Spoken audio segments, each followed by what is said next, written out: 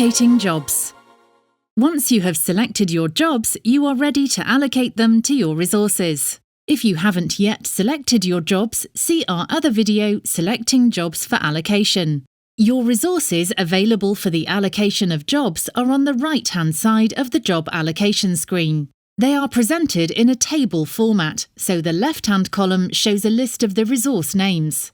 The next two columns are the available vehicle load quantities, such as volume and weight. The number of jobs already allocated to a resource are shown in the Allocated Jobs column. And on the far right, the word allocate indicates that they are available to have jobs allocated to them. When you have selected jobs for allocation on the left-hand side of the screen, they are highlighted in solid red as opposed to jobs which have not yet been selected, which are indicated by a red circle. Once jobs have been selected, they can be allocated to any resource, simply by clicking on Allocate to the right of that resource. As you allocate jobs to resources, you will notice that they disappear from the map, and the quantities shown in the resources table will increase. You can continue to allocate jobs to a resource until the quantity limits are reached.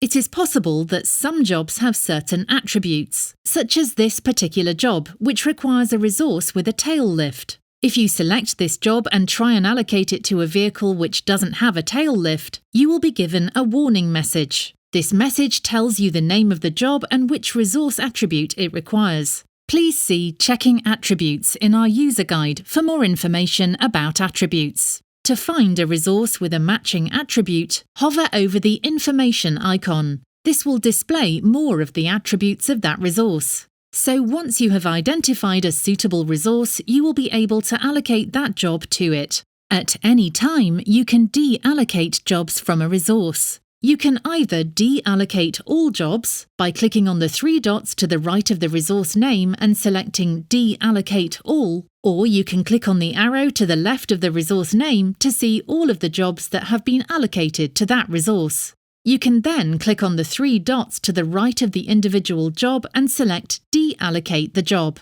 It will be removed from the resource and sent back to the map for reallocation. You can continue this allocation process until all of your jobs are allocated, or at any time you can optimize your jobs or finish your allocations. These topics are covered in our other videos. This video is intended to provide a high-level overview of jobs allocation. For more detailed information on advanced features, including multi-shifting, pre-allocating jobs and time windows, please consult the user guide.